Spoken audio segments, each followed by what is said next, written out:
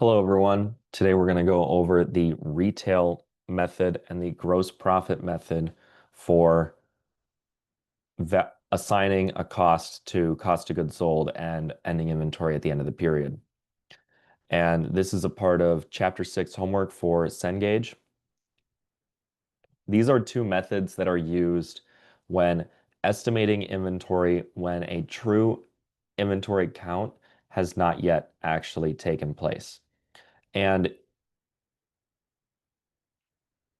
we use these methods to estimate what cost of goods sold is based on the ratio of the retail price to the sales to the retail price to the inventory price, and then the gross profit rate to the sales price. So they're very similar methods, and we're just going to go over how to calculate these and how to solve this problem.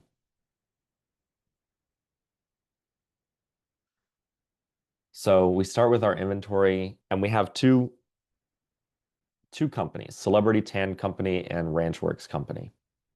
And the first problem is determine the estimated cost of inventory Celebrity Tan Company has on hand on August 31st using the retail method. And here we have all the details of the computations laid out for us in these boxes, and we're going to enter the subtracted or negative numbers using a minus sign. Again, very important to read the directions and enter the subtracted numbers with a negative sign. Otherwise, it's going to be marked incorrect. So the first step in the retail method of determining our ending inventory value is we have to determine our goods available for sale. And we start with our beginning inventory, and then we add our net purchases. And so our cost of inventory at the beginning of the period, we had our cost of $300,000. And then the retail price of this inventory, or the sticker price that they would sell it for, that's $575,000. And they had a number of purchases, so two million $21,900 in purchases, and then the retail price of those purchases was $3,170,000. And notice how we don't actually have any quantities for this inventory. And that's because we didn't actually take a quantity at the end of the period. And so we're just trying to estimate the value based off of the value of the beginning inventory at cost and at retail, and then the purchases at cost and at retail. We can add these two together to get our merchandise available for sale as of throughout the whole period. And then we can use that to determine our ratio of cost to retail price. And we're going to use that to determine the value of our ending inventory. 2, 1. And if we just add these up,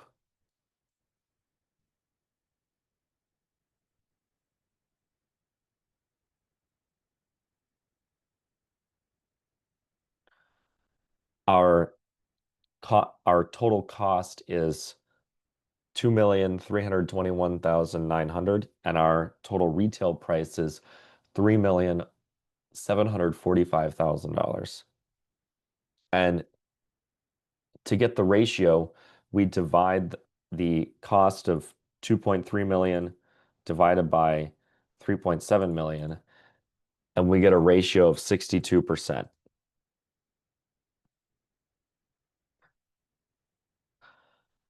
Now we need to calculate the inventory as of August 31st at retail price and at cost, because we value our inventory on our balance sheet at cost, but we know what our sales were and we know what the retail price of our inventory was at the end of the period.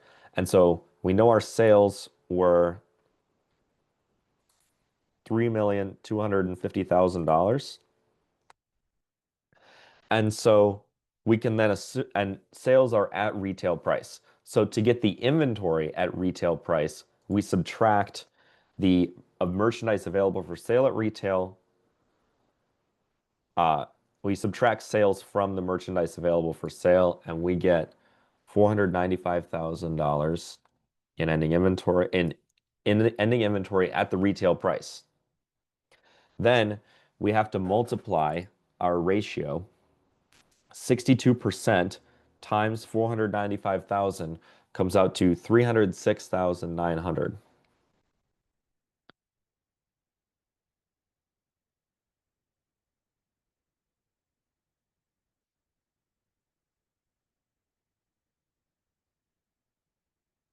And once again, it's really important to check for details. I forgot to put the minus sign. You must enter sales at the with a minus sign because it subtracts, and subtracted numbers must use a minus sign. It's just important to read the directions. Whatever it says in the directions is the approach you should take.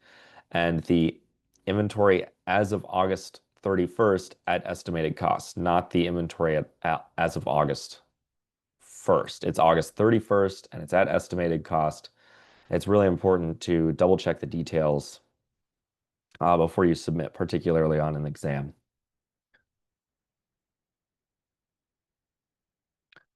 Now for question 2A, estimate the cost of inventory of Ranchworks Company on November 30th by the gross profit method.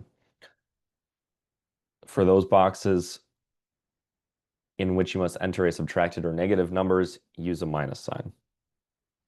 So under the gross profit method, we also calculate our merchandise available for sale.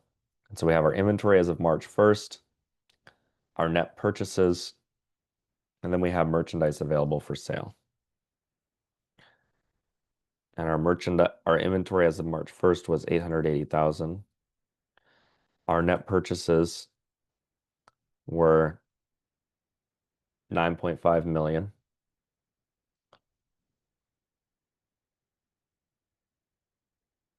And we're given an estimated gross profit rate of 38%. And we'll use that later. And we had sales of 15,800. And so once we get our merchandise available for sale, which if we add up 880,000 plus 9,500,000, we get $10,380,000. Now to calculate what our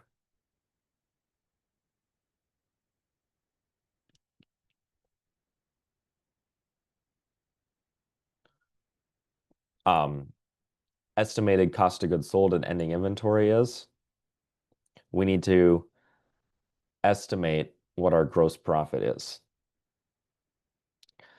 And so our sales for the period were $15,800. And remember, our estimated gross profit percentage is 38%. And so we multiply 38% times 15,800,000, and we get 600,000, 6 million.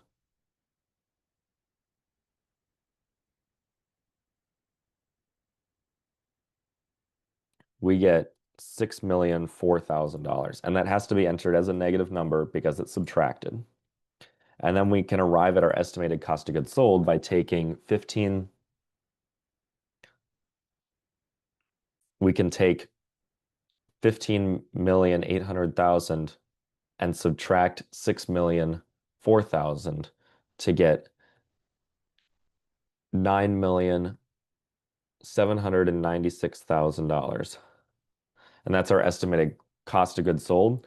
And we need to subtract that to estimate our cost of inventory at the end of the period. And so our estimated inventory as of November 30th is going to be $584,000. Now, assume that Ranchworks actually takes a physical inventory count on November 30th and they discover that 369,750 of inventory on hand is on hand.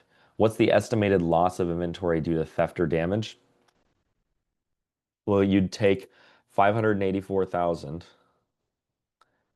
and subtract 369,750 because the difference there is what we're going to have to write off to cost of goods sold. And that's the that difference had to come from theft or damage or some other reason why the inventory is either less in quantity or less in value than it should be based on our estimate, because our estimate should be fairly reliable. We determined that our gross profit ratio was 38%, and um, and we have less than we thought, and so there's a loss associated with that. Um, Thank you all for watching today. Good luck on the homework.